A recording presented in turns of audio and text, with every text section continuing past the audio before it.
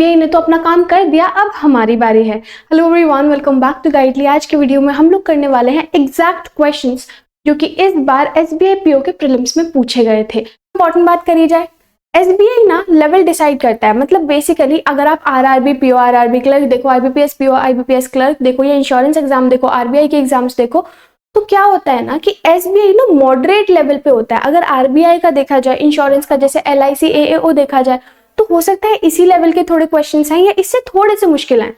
बल्कि जो दूसरी चीजें हैं जैसे कि आईबीपीएस पीओ हो गया, आईबीपीएस क्लर्क हो गया, आरआरबी पीओ क्लर्क हो गया, इनमें हल्का से इजी आएगा इससे, ठीक है। लेकिन हमने देखा है कि कुछ शिफ्ट्स में वो बहुत इजी क्वेश्चंस दे देता है, कुछ शिफ्ट में टफ दे देता है, तो वो तो नॉर्मलाइजेशन देख लेगा, हमें उससे मतलब नहीं है।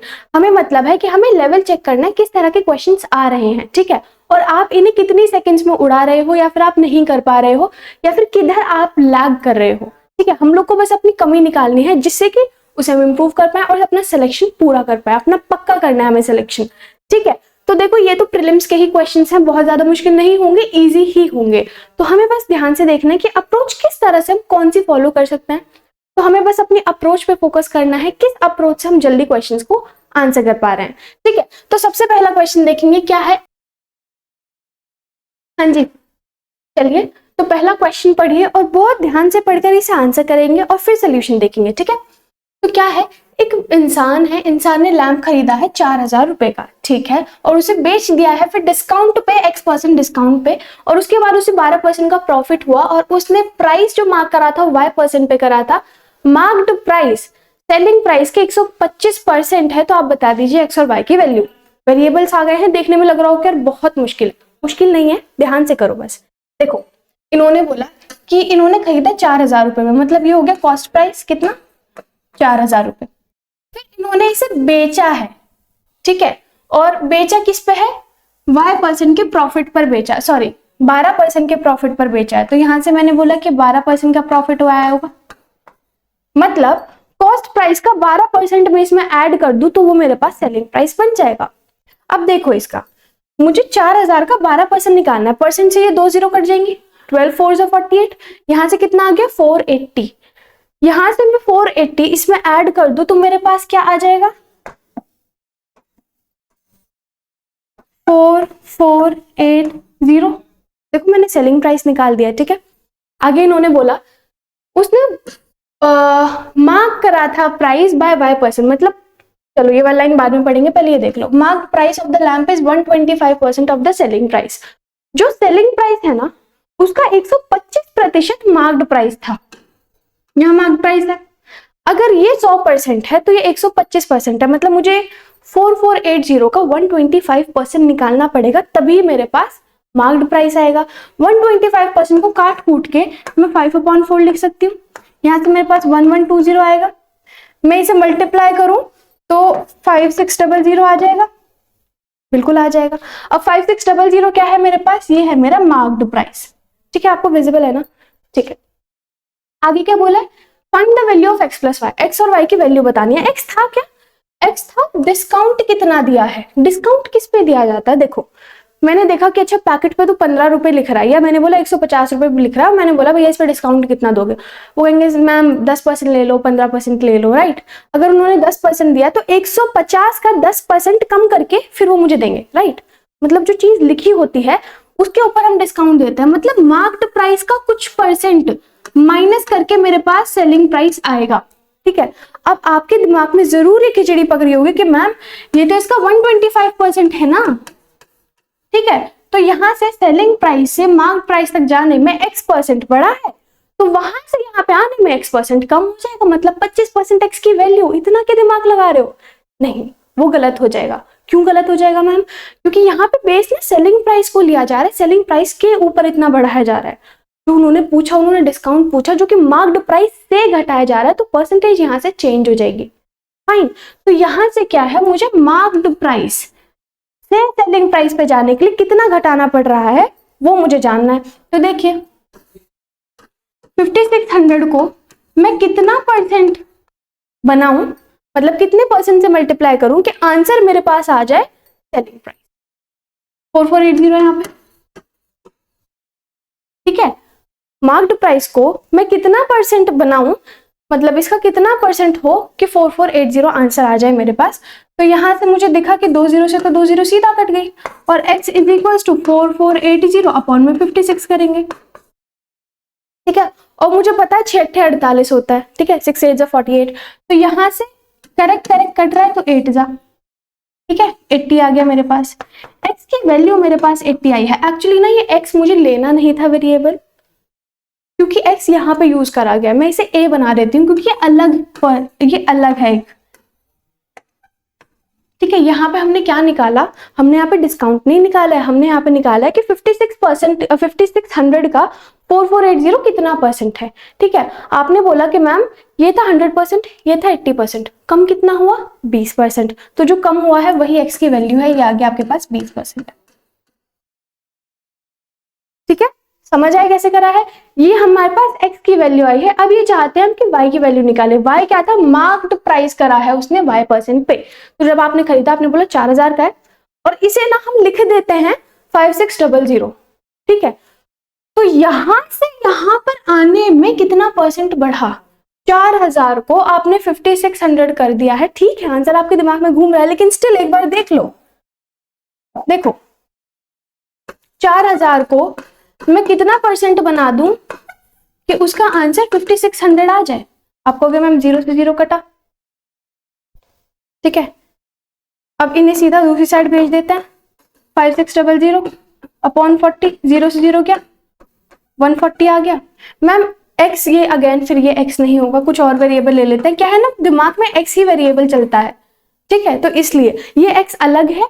ये ना क्वेश्चन वाले बहुत बार खेलते हैं कि x दे तो बच्चा कंफ्यूज हो जाएगा, हो भी जाते हैं, ठीक है। यहाँ भी देख लो, तो यहाँ से देखो सपोज ये वेरिएबल अलग ही है, देखो 4000 का 140% है 5600, तो बढ़ा कितना है 100%, तो ये खुद ही था। 100% को कितना बढ़ाऊंगा 140 बन जाए 40%, तो y की वैल्यू कितनी आ गई मेरे पास, y की वैल्यू आ गई 40%। अब इन्होंने बोला x और y को प्लस कर दो, तो 40 + 20 60 हो गया। अब यहां से क्या होता है ना कि इसी क्वेश्चन को अगर आप सीधा वेरिएबल से करने की कोशिश करोगे, पॉसिबल नहीं है, मतलब बहुत ही ज्यादा मुश्किल हो जाएगा, कंफ्यूजिंग हो जाएगा। ये वाला एकदम सिंपल सॉर्टेड मेथड है, मैंने कैलकुलेशन सारी ऐसे करके दिखाई है, इसलिए हो सकता है थोड़ा सा हौच पौच लग रहा हो, लेकिन ये इजी है, दिस इज इजियर, ओके। तो अगले पे बढ़े, चलिए क्वेश्चन पढ़ेंगे। क्या कहता है, ए और बी एक बिजनेस में एंटर करते हैं, 6 महीने बाद सी ज्वाइन कर लेता है 6000 की इन्वेस्टमेंट के साथ, और 1 साल खत्म होने के बाद ए को जो प्रॉफिट मिलता है वो टोटल प्रॉफिट का 5/19 पार्ट है। ए की इन्वेस्टमेंट बता दीजिए अगर ए और बी की इन्वेस्टमेंट का सम 6500 है, ठीक है। कुछ चल रहा है दिमाग में, ओके। इन्होंने बोला ए को 5/19 पार्ट मिला है, मतलब 19 में से 5वां पार्ट ए का होगा, 19 में से 5 पार्ट ए के होंगे। मतलब मैं क्या मान लेती हूँ कि यहाँ पे जो टोटल इन्वेस्टमेंट टोटल प्रॉफिट जो है वो 19 है, ए को उसमें से 5 मिला हुआ है जैसा इन्होंने बोला, राइट, ठीक है। तो बाकी बी और सी के लिए कितना बचा होगा मैम, 14 बचा होगा, ऑब्वियस चीज है, ठीक है, विजिबल है ना ये चीज आपको। आगे क्या है, इन्होंने इसके बाद इन्वेस्टमेंट बता दी है कि ए और बी की मिला के है 6500। अब मुझे प्रॉफिट सिर्फ ए का पता है, लेकिन इन्वेस्टमेंट दोनों के मिला के पता है, तो ये मेरे लिए थोड़ा सा दिक्कत वाला काम कर सकता है। इसलिए मैं क्या करती हूँ कि इन्वेस्टमेंट जो ए की है ना, उसे मैं सपोज यहाँ पे ए एक्स तो कहीं पे नहीं लिखा हुआ है ना, उसे मैं एक्स ले लेती हूँ, और बी की जो इन्वेस्टमेंट है, देखो ए और बी की मिला के 6500 रुपए है, ए की अगर एक्स है तो ए की इन्वेस्टमेंट हटा दूं टोटल इन्वेस्टमेंट में से, तभी बी की इन्वेस्टमेंट बचेगी। टोटल इन्वेस्टमेंट है 6500, उसमें से मैं ए की इन्वेस्टमेंट हटा दूं तो सिर्फ बी की बचेगी, ठीक है। तो मैम ए की इन्वेस्टमेंट एक्स है, बी की इन्वेस्टमेंट इतनी है, और सी की इन्वेस्टमेंट मुझे पता है कि सी की इन्वेस्टमेंट है टोटल 6000, कोई दिक्कत नहीं, बिल्कुल कोई दिक्कत नहीं, ठीक है। अब इन इन्वेस्टमेंट पर ही ये हिस्सा मिला होगा प्रॉफिट का, बिल्कुल। अब ये जो हिस्सा है ये बेसिकली हम एक रेशो की तरह यूज कर सकते हैं, बिल्कुल, क्योंकि हमें पार्ट्स में मैंने इसका इतना पार्ट है, राइट।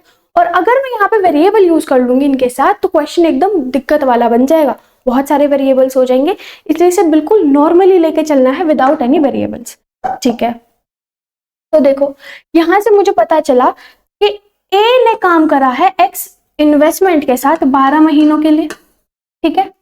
अगर क्योंकि इन्होंने ना परसेंटेज नहीं बताई कि प्रॉफिट परसेंटेज कितनी मिल रही है, तो सबका रेट सेम ही लेंगे, इसलिए हमें रेट लेने की जरूरत नहीं है। फिर इन्होंने बोला कि बी को मिल रहा है, बी ने 6500 माइनस एक्स को इन्वेस्ट करा है 12 महीने तक, और सी ने 6000 रुपये को इन्वेस्ट करा है 6 महीने तक, क्योंकि वो बंदे ने ना 6 महीने बाद ज्वाइन करा है, एक साल में 12 महीने, 6 महीने बाद ज्वाइन करा, तो सिर्फ 6 महीने के लिए ही काम करा।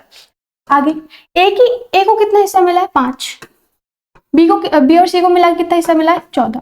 देखो मैंने क्या करा है यहाँ पे, चीज समझ आई है। अब देखो यहाँ से ये 6 और ये 12, इसमें से कॉमन ले सकते हैं, दोनों मल्टीप्लाई में है इसलिए कॉमन लेके बाहर आ जाएंगे। 6 और ये आता है 2 जा पे, तो 6 बाहर चला जाएगा कॉमन लेके, और ये जो 6 है इससे ही कट जाएगा 2 बार में, 2 पर बचेगा 2x। ठीक है, अब 2x को मैं 14 से मल्टीप्लाई कर सकती हूँ, तो 28x आ गया, इज इक्वल्स टू, यहाँ पे बचा, यहाँ 2 था, 2 को 6500 से मल्टीप्लाई करूंगी तो 13000 आएगा। अच्छा इसे अपॉन में लिख लेते हैं अभी, 13000 माइनस 2x प्लस ये कितना है, ये 6000 था और यहाँ पे 1 बचा था सिर्फ, तो इसे लिख लेते हैं 6000। अब 13000 प्लस 6000 मेरे पास हो जाएगा 19000 माइनस 2x, तो मैं ऐसे लिख दूं इसे, इज इक्वल्स टू 5/14। अब बस इसे मल्टीप्लाई करेंगे और मेरे पास आंसर आ जाएगा। अब वेट, ये 28x कैसे हो गया, अच्छा वो मल्टीप्लाई कर दिया है मैंने ऑलरेडी, मैं इस वाले स्टेप को दोबारा लिख रही हूँ। ठीक है, देखो अपॉन में मेरे पास आया था 19000 माइनस 2x। ठीक है, अब मैं 19000 को 5 से मल्टीप्लाई करूंगी तो आ गया 95000, और 2x माइनस में था उसे 5 से मल्टीप्लाई करूंगी तो आ जाएगा माइनस का 10x। ठीक है, और यहाँ पे 14 को 2 से करूंगी तो आ गया 28x। अब ये यहाँ पे प्लस में है, आई मीन माइनस में है, दूसरा जाके प्लस हो जाएगा तो 38x हो जाएगा, 28 ही था ना, हाँ, और यहाँ पे आएगा 95000। ठीक है, एक जीरो ज्यादा हो गया यहाँ पे।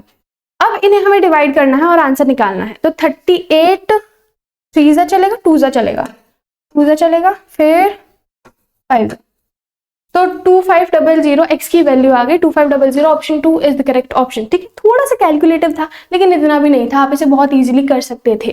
ठीक है, अच्छा लगा ना क्वेश्चन, अगले पे बढ़ते हैं। तो अगला क्वेश्चन कहता है, रोजा ने 8000 रुपए सिंपल इंटरेस्ट पे इन्वेस्ट करे x% के रेट पे 10 साल के लिए, और उसके बाद उसे जो इंटरेस्ट मिला है वो 780x प्लस 500 है। रोजा ने सेम अमाउंट इन्वेस्ट करा है सेम रेट पे 2 साल के लिए, आप बता दीजिए कंपाउंड इंटरेस्ट कितना मिलेगा रोजा को। ठीक है, सिंपल ही लग रहा है।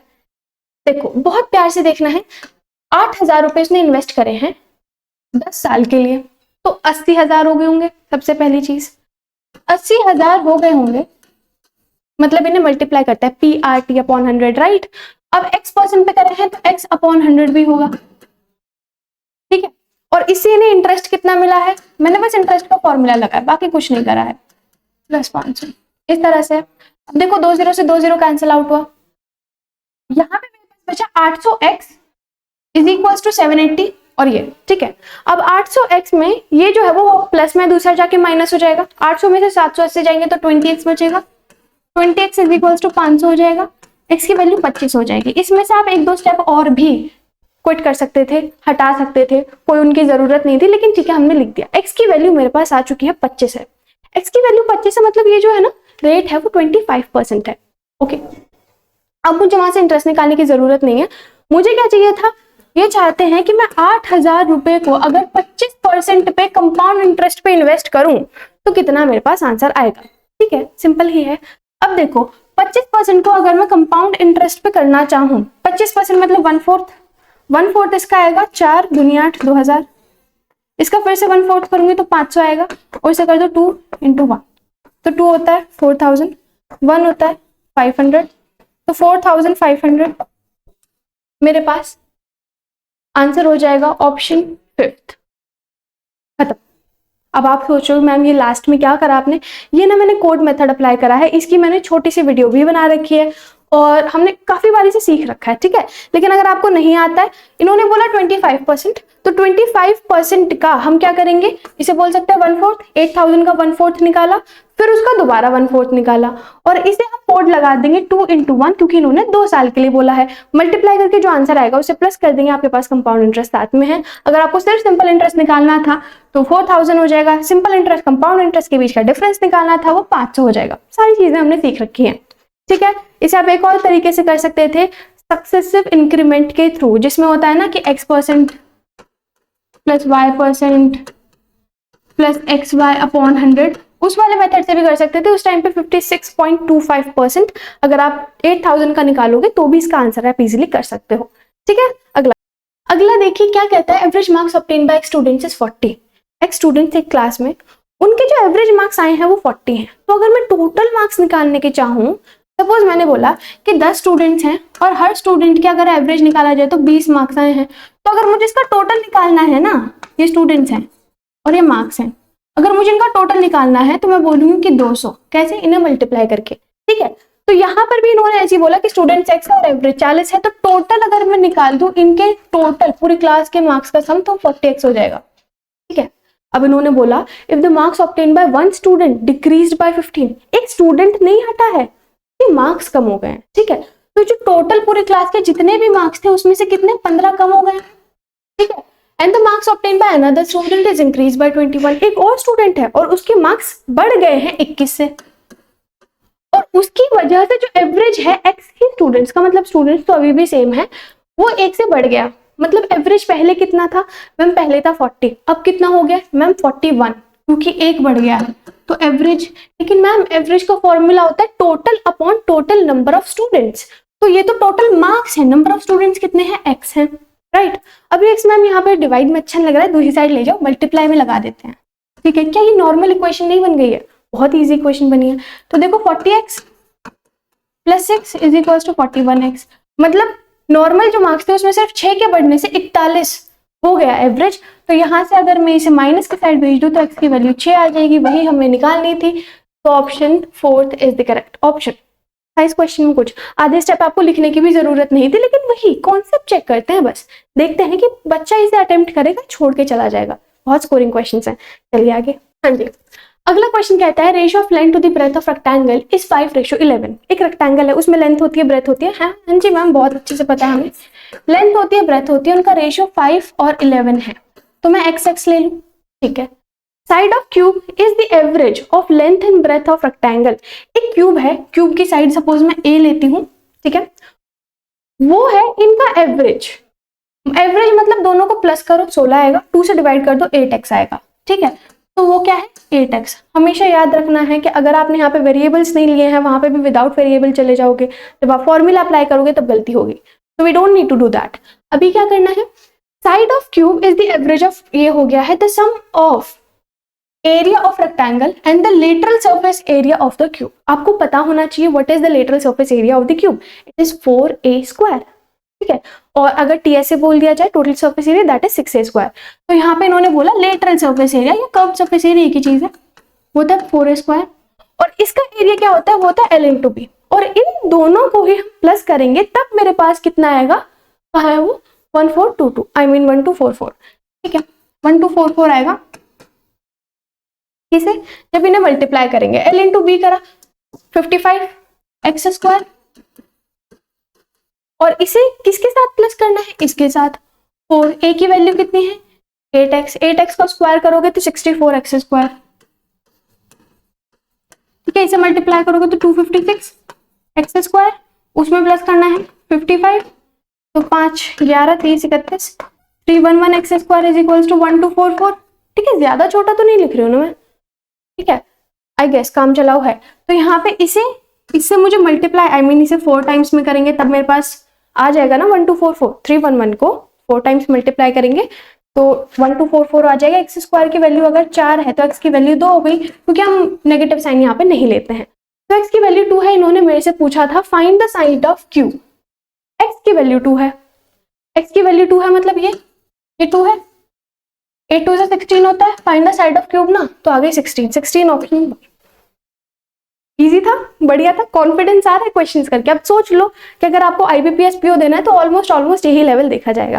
हाँ जी, अगला पढ़िए क्या कहता है। एक बॉक्स है जिसके अंदर 8 येलो बॉल्स हैं, X रेड बॉल्स और X+2 ग्रीन बॉल्स हैं। प्रोबेबिलिटी एक रेड बॉल सेलेक्ट करने की 1/3 है और दो balls are drawn at random from the box. उसी बॉक्स में से जिसमें सारे मिक्स्ड हैं उसमें से 2 बॉल उठा ली गई हैं। आप बता दीजिए कि बॉल ग्रीन है दोनों की दोनों। ठीक है, पहले शांति से देखो, आपको इन्होंने बताया हुआ है कि एक रेड बॉल सेलेक्ट करने की प्रोबेबिलिटी 1/3 है। रेड बॉल्स कितनी है मैम? X है, और उनमें से कितनी सेलेक्ट करनी है? सिर्फ एक सेलेक्ट करनी है, मतलब XC1 हो जाएगा। सिलेक्शन के थ्रू करेंगे मतलब कॉम्बिनेशन के थ्रू करेंगे। ठीक है, XC1 लिखने की जरूरत नहीं है, लेकिन स्टिल टोटल बॉल्स कितनी है मैम? 8 है, X है और X+2 है। 8+2 हो जाएगा 10 और X+X हो जाएगा 2X। इनमें से कितनी मैम? सिर्फ एक सेलेक्ट करनी है, तो 10 + 2XC1 = कितनी प्रोबेबिलिटी है मैम? 1/3। अब मैंने आपको बताया है अगर C1 आ जाए मतलब जो ऊपर नंबर लिखा होता है एज इट इज लिख लेते हैं, मतलब X/10 + 2X = 1/3। अब देखो इन्हें हम क्रॉस मल्टीप्लाई कर सकते हैं, 3X = 10 + 2X। ठीक है, अब ये यहाँ पे जाके माइनस हो जाएगा तो X की वैल्यू कितनी आ गई? 10। अब यहाँ से हमारा क्वेश्चन इजी हो जाएगा, मतलब यहाँ पे जो ग्रीन बॉल्स है वो 12 है और रेड बॉल्स 10 है। ठीक है, क्वेश्चन ही सॉर्ट हो गया, सारा हमने खत्म कर दिया। तो आगे इन्होंने क्या पूछा है हमसे?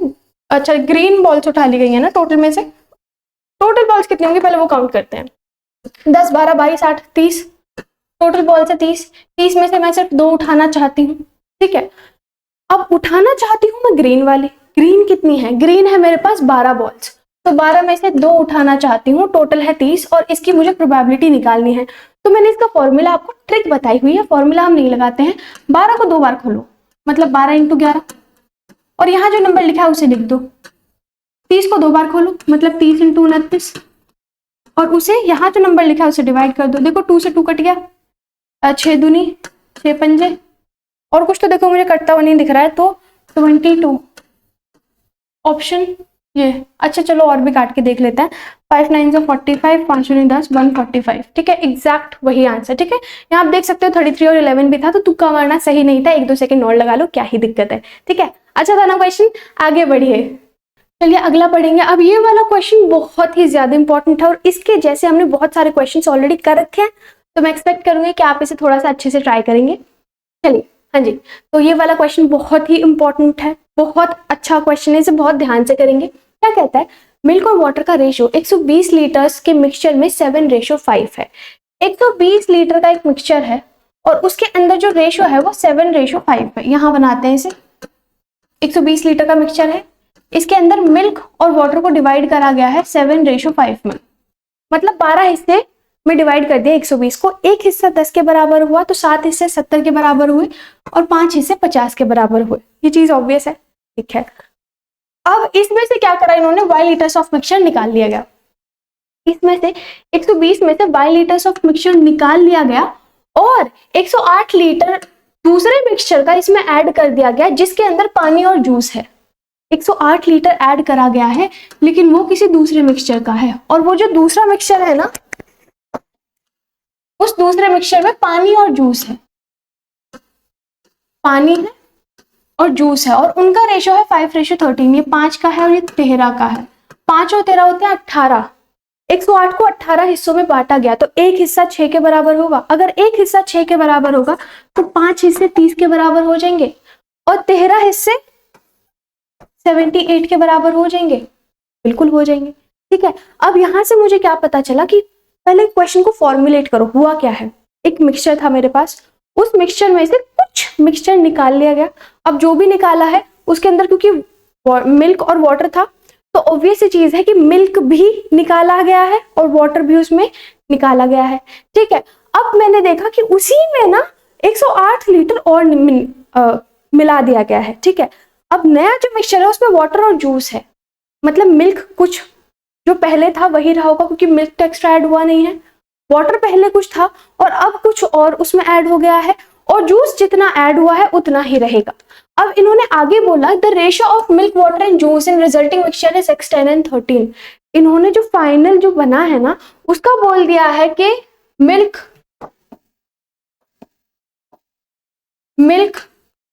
वाटर और जूस का जो रेशियो है x 10 और 13 है। अब यहाँ से देखो हमें बहुत अच्छी हिंट मिल सकती है, वहां से इन्होंने x और y की वैल्यू निकाली है, फिर हम इसे रेशियो में कर लेंगे, वो बात की बात है। अब यहाँ का देखो, मिल्क, वाटर और जूस है मेरे पास, ठीक है। मैं वाटर और जूस का बहुत इजीली यूज कर सकती हूँ यहाँ पे, क्योंकि इन्होंने मुझे रेशियो दे दिया है और रेशियो के थ्रू मैं बहुत जल्दी आंसर निकाल सकती हूँ। देखो कैसे, वाटर और जूस। वाटर का देखते हैं, पहले वाटर मेरे पास कितना था, 50 था, राइट।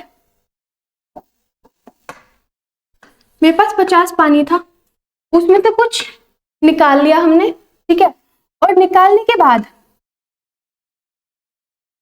के बाद उसमें कुछ ऐड करा, पानी दोबारा कितना आया था, पानी हमने मिलाया था 30, ठीक है। अब अगर ये हो गया पानी की बात, अब आते हैं जूस की बात। जूस मेरा 78 ही है और इन्होंने रेशियो दे रखा है 10:13। क्या इतना समझ आया है? अगर इतना समझ आया तो आगे का तो आप बहुत इजीली समझ जाओगे, इतना आ गया है समझ। अब हमें ये देखना है कि 50 में से निकाला कितना गया था। 50 में से मैम y निकाला गया था, कितना निकाला गया था, y। अब यहाँ से अगर मैं इसे सिर्फ y लूंगी जो निकाला गया था, तो मेरी कैलकुलेशन थोड़ी सी ना टफ हो जाएगी, मुझे कॉम्प्लिकेट करनी नहीं है चीजों को। तो मैं क्या करती हूँ कि y को y ना लेके 12a ले लेती हूँ। क्या ले लेती हूँ, 12a। मैम ऐसा क्यों? क्योंकि यहाँ पे देखिए 7 और 5 रेशियो में बटा हुआ था, तो अगर मैं इसे 12a ले लूंगी ना, तो 5 हिस्से पानी के निकल जाएंगे उसमें से और 7 हिस्से दूध के निकल जाएंगे, ठीक है। Getting my point. तो यहाँ से क्या है, 12a टोटल था, तो कितना निकाला गया होगा, सिर्फ 5 हिस्से वाटर के निकाले गए होंगे, मतलब 5a। बस ये चीज समझ आ गई, बस फिर तो डन है क्वेश्चन। होप वो सारी चीजें तो क्लियर है ही हमारी, और ये भी आपकी क्लियर हो गई है। तो यहाँ से अब मैं इसके सीधा आंसर लिख सकती हूँ। देखो 50 में 30 ऐड करा, 80 हो गया, अपॉन में 78 है, माइनस का 5a है, इज इक्वल्स टू 10/13 है। अब ये इधर जाएगा तो 780 हो जाएगा, और 13 इधर जाएगा तो 1040 आ जाएगा। मैं इसे देखो ऊपर वाले को मिटा रही हूँ मैं, 13 104 होता है, minus 65a is equals to 780, ठीक है। अब ये इधर प्लस है, इस साइड जाके माइनस हो जाएगा, तो मेरे पास 260 आ जाएगा। 260 इज इक्वल्स टू 65। तो 65 का देखो डबल होता है, 130 का डबल होता है 260, तो 4 a की वैल्यू आ गई 4। अब यहाँ से a की वैल्यू मेरे पास जो 4 आई है वो यहाँ पे रखी जाएगी, तो 12 चौका 48 होता है, तो मतलब y कितना था, y की वैल्यू यहाँ पे 48 थी। ऐसा समझ, y की वैल्यू क्या थी यहाँ पे, 48 थी। अब जो 48 उसमें से मिक्सचर निकाला गया था, हम चाहते क्या है यार, यहाँ से हम चाहते हैं कि बस यहाँ से x की वैल्यू आ जाए, ठीक है, और फिर y की वैल्यू आ जाए। y लीटर्स ऑफ मिक्सचर, ये तो हमारे पास 48 आ चुका है। अब देखो यहाँ से ना हम थोड़ा सा अपना दिमाग यूज कर सकते हैं। यहाँ देखिए 48 कौन से ऑप्शन में है, ये रहा, आंसर खत्म, आगे करने की हमें जरूरत ही नहीं है। लेकिन यहाँ पे हमारी बाजी पलट जाती अगर ये थोड़ी सी और चालाकी करके नन ऑफ दीज भी दे देते ऑप्शन में, तो हम ये तुक्का नहीं बैठ सकते थे। मतलब तुक्का नहीं है, ऑब्वियसली पूरा सॉल्व करके आया, हमने प्रॉपर सिस्टमैटिक वे में सॉल्व करा है, लेकिन स्टिल हम कुछ फिर स्टेप स्किप नहीं कर पाते। तो अभी आगे कैसे करना है वो भी आप सोल्यूशन देख ही लो। हमारे पास इतना तो आ चुका है कि a की वैल्यू हमने निकाल लिया 4, और जो मिक्सचर निकाला गया था क्योंकि हमने से 12a लिया था, तो 48 आ चुका है। अगर आप इसे y के थ्रू भी करते तो भी आंसर सेम ही होता, बस वैल्यूज थोड़ी सी कॉम्प्लिकेट होने के चांसेस हो सकते थे, ठीक है। तो अभी अगर मैं इसे आगे करूं, ये चाहते हैं कि मैं x की वैल्यू निकाल दूं, राइट, हाँ जी। तो यहाँ से देखो आगे इन्होंने बोला हुआ था ना, यहाँ पे मिल्क और वाटर का रेशियो भी हमें पता था, x/10 है मिल्क और वाटर का, ठीक है। तो अगर मैं मिल्क की बात करूं तो पहले मेरे पास 70 लीटर था, और 70 में से मैंने कुछ माइनस करा था, 70 में से मैंने माइनस करा था 7 हिस्से, 7 हिस्से मतलब 7a, और 50 में से मैंने माइनस करा था 5 हिस्से, ठीक है। अब 7 हिस्से मतलब इसकी वैल्यू तो 4 है, 7 4 28, 28 इसमें से माइनस करूंगी तो आएगा 42। अब 5 और 20 माइनस करूंगी तो आ गया 30। x की वैल्यू 10 को मैंने 3 से मल्टीप्लाई करा तब मेरे पास ये आया, तो 14 को 3 से मल्टीप्लाई करूंगी तभी मेरे पास 42 आएगा। x की वैल्यू मेरे पास 14 आ चुकी है। आप इसे नॉर्मल तरीके से भी सॉल्व कर सकते हो कि यहाँ पे इंटू 10 करके 30 से इसे डिवाइड कर सकते हो, बात वही आएगी। x की वैल्यू मेरे पास 14 आ चुकी है। ये चाहते हैं कि 14 में मैं 5 प्लस करूं तो 19 आएगा, और y की वैल्यू 48 आई थी, मेरे पास 48 ही थी ना, राइट। तो यहाँ से हमारे पास 19/48 फिर भी वही आंसर आ जाएगा, ठीक है। Hope the point is clear. लेकिन हमने ये वाला जो स्टेप करा है इसके बिना भी हमारे यहाँ से काम चल रहा था, लेकिन स्टिल जैसे कि ये वाला है 48 का थोड़ा सा रिड्यूस करके 12 आने के भी चांसेस थे, तो हमने सारे चांसेस अभी खत्म कर दिए हैं, यही वाला हमारा सही आंसर है। आगे चलते हैं। हाँ जी, क्वेश्चन आपके सामने गिवन है, इसे जल्दी से सॉल्व करेंगे। क्या है? Sum of ages of ABC, A B C तीनों की एजेस का जो सम है वो है 64। ठीक है जी, आगे बोलते हैं such that A is the eldest, C is the youngest. A सबसे बड़ी है, सी सबसे छोटी है। If ratio of sum of ages of A and B to the difference between their ages. जरा ध्यान से पढ़ेंगे इस लाइन को, सिंपल ही है वैसे, मुश्किल तो है नहीं, आपके लिए तो क्या ही मुश्किल है, राइट? कुछ मुश्किल नहीं है। देखो बोला ratio of sum of ages of A and B, A और बी की एजेस का sum to the difference between their ages, उन्हीं के बीच का जो डिफरेंस है उन्हें ले लिया जाए तो 6:1 है। बन गई पहली क्वेश्चन। अब क्या करेंगे? इसे क्रॉस मल्टीप्लाई करेंगे, क्या आएगा? a प्लस बी, क्योंकि 1 से मल्टीप्लाई करें सेम ही रहेगा, क्या आएगा? 6 से -6b। अब देखो मुझे तो एक साथ ही रखना पसंद है, तो इसे a को इधर ले जाते हैं, फिर आगे 5 है और इसे इधर ले जाएंगे तो प्लस प्लस 7 भी आ जाएगा। अब मैं क्या करती हूँ, a अपॉन b लिख लेते हैं, इसे 7 यही रहेगा, 5 नीचे आ जाएगा, तो मेरे पास a और b की वैल्यू आ गई। आपको इस तरह से नहीं पसंद है तो आप इसे थोड़े से और मुश्किल मेथड के थ्रू कर सकते हैं, इनकी प्रॉपर इक्वेशन फॉर्म करके। ठीक है, ये बेटर लगता है मुझे। ठीक है, रेशियो में कन्वर्ट कर लिया हमने। आगे बोलते हैं the ratio of sum of ages of B and C. फिर से बी और सी की एजेस का सम और उनके डिफरेंस का कितना है? 9:1 है इस बार। ठीक है, तो मैं फिर से क्रॉस मल्टीप्लाई करूंगी तो क्या आ गया? b plus C is equals to 9b minus 9c। अब ये यहाँ पे माइनस हो जाएगा तो 8b, ये यहाँ पे प्लस हो जाएगा तो 10c। ठीक है, अब इसे काट कूट के मैं 4 और 5 भी लिख सकती हूँ, तो c upon b is equals to 4 ऊपर रहेगा, 5 नीचे आ जाएगा। ये आ गया मेरे पास। b की वैल्यू यहाँ पे मेरे पास 5 है, वहां पे भी b की वैल्यू 5 है, a की वैल्यू 7 है, c की वैल्यू 4 है, तो 7, 5 और 4। मुझे तो इसमें कन्वर्ट करने की भी जरूरत नहीं पड़ी, इससे इजी कुछ हो सकता है। क्या पूछ रहे थे वो लोग? Find the difference between ages of A and B. अरे क्या बात करते हैं, ऐसे क्वेश्चन पूछेंगे अभी हमसे? सोचो एसबीपीओ में आए हुए क्वेश्चन है। तो देखो 7, 5, 12, 16, मतलब इन सबको प्लस करेंगे तो 16 रेशो के बराबर है। 16 की वैल्यू 64 है, तो एक की वैल्यू 4 हो गई। किस किस का 4 है? ए और सी का डिफरेंस। ए कितना है? देखो ए है 4, ए है 7, सी है 4, डिफरेंस कितना आएगा? 3। एक की वैल्यू 4 तो 3 की value 12। Option C is the correct option. Easy था, अच्छा लगा? ठीक है, आगे चल सकते हैं हम लोग। एक बार देख लो इस क्वेश्चन को किस तरह से करा है। देखो यहाँ पे ना b की वैल्यू 5 आ गई थी, यहाँ पर भी b की वैल्यू 5 आ गई थी, इसलिए हमें ना वो रेशियो को इक्वल करना नहीं पड़ा, वरना हम इक्वल कर लेते, उसमें भी कोई दिक्कत नहीं होती आपको। ठीक है, चलिए इस वाले क्वेश्चन को ट्राई करेंगे। क्या है? बोट की स्पीड स्टिल वाटर में 60% ज्यादा है स्ट्रीम से। सपोज मैंने बोला कि स्ट्रीम में है 10, तो स्टिल में हो गई 16, क्योंकि 60% ज्यादा है। ठीक है, आप इसे 5 और 8 भी लिख सकते हैं। आगे बोला if the boat can travel 126 kilometre upstream, 126 kilometre upstream travel कर सकती है। अच्छा, इन्होंने यहाँ पे ए ले लेते हैं साथ में, ताकि बाद में कोई कंफ्यूजन ना हो जब हम सॉल्व करें। Boat can travel 126 kilometre upstream, 126 kilometre upstream चल सकती है। अपस्ट्रीम चलेगी तो x माइनस वाई चलेगा। x माइनस वाई मतलब 10 माइनस 16 माइनस 10 मेरे पास आ गया 6, और मैं इसे ना 8a ले लेती हूँ और इसे 5a ले लेती हूँ। ठीक है, कट कर सकते हैं ऐसे, तो ऐसे हम माइनस करेंगे तो मेरे पास कितना आ गया? 3a। यह है स्पीड, यह है distance. Distance upon speed is equals to होता है टाइम। तो ये अपस्ट्रीम में, प्लस 78 किलोमीटर वो डाउनस्ट्रीम चले हैं, तो दोनों को प्लस करेंगे मतलब 13a। ठीक है, और दोनों को मिला के इन्होंने 16 घंटे में काम कंप्लीट कर लिया है।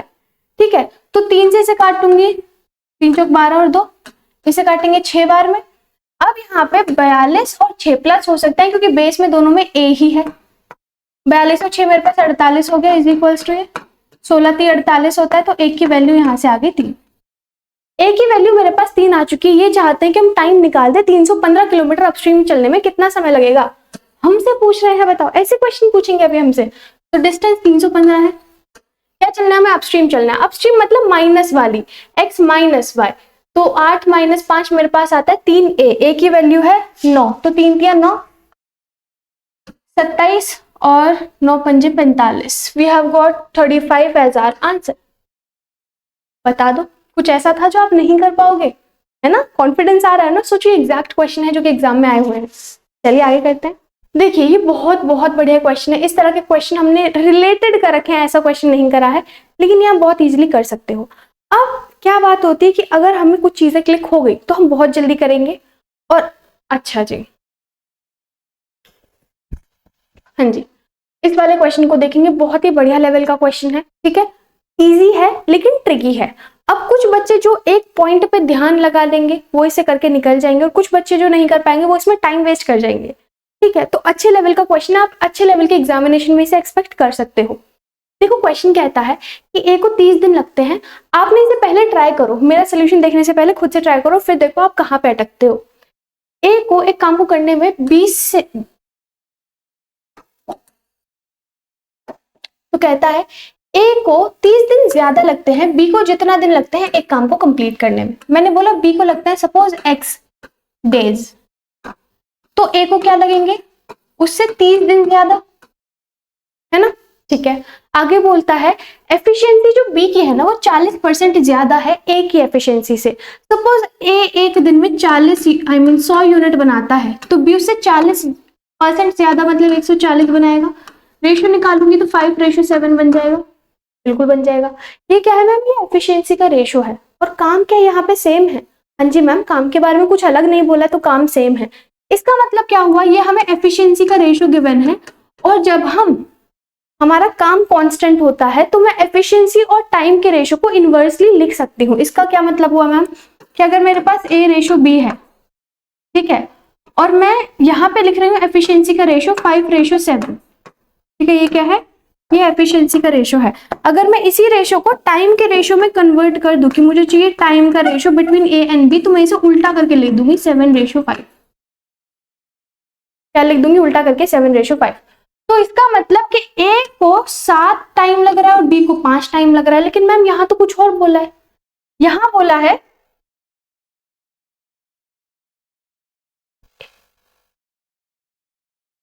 यहाँ पे बोला है कि ए को तो x+30 डेज लग रहा है, तो मतलब वो 7 के इक्वल है। हाँ जी बिल्कुल। और बी को x डेज लग रहा है, मतलब वो 5 के इक्वल है। हाँ जी बिल्कुल। लेकिन क्या हम इसे ऐसे ले सकते हैं, नहीं जी बिल्कुल भी नहीं। कैसे लेंगे इसे, हम लेंगे रेशो में, इस तरह से, ठीक है। तो मतलब इस तरह से लिखेंगे कि x डेज 5 के रेशो के इक्वल और x+30 डेज 7 रेशो के इक्वल है। और यहाँ पे हमें दूसरे वेरिएबल लगाने की जरूरत नहीं है, हमें पता होता है जी। अब 7 को यहाँ से करेंगे 7x, 5 को x से करेंगे इज इक्वल्स टू 5x, करेंगे 150। अब यहाँ से ये माइनस में जाएगा तो 2x बचेगा इज इक्वल्स टू 150। x की वैल्यू मेरे पास 75 आ जाएगी। x की वैल्यू 75 है, मतलब b को इस काम को कंप्लीट करने में एक्चुअली में 75 डेज लगे थे, और 30 इसमें ऐड करके b को लगे थे 105 दिन। ठीक है, सिंपल है ना। आगे इन्होंने बोला है कि ए बी सी तीनों मिलकर 15 दिन में काम कंप्लीट कर लेते थे। ए बी सी तीनों मिलकर 15 दिन में काम कंप्लीट कर लेते थे। काम कितना था हमें तो पता ही नहीं है, लेकिन हाँ जी हमको ये पता है कि बी 75 डेज में करता है और ए 105 दिनों में करता है।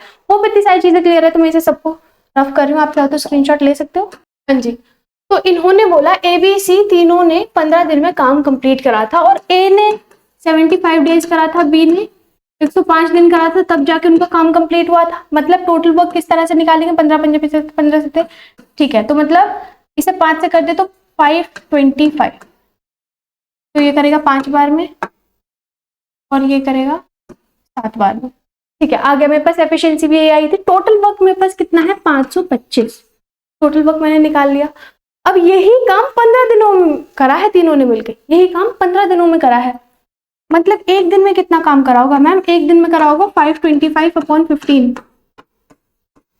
तो 15 3 जा 45, 75 बचा, 3 जा 45 ना, और 5 जा 75। तो एक दिन में ए बी सी तीनों ने मिलकर 35 काम करा होगा।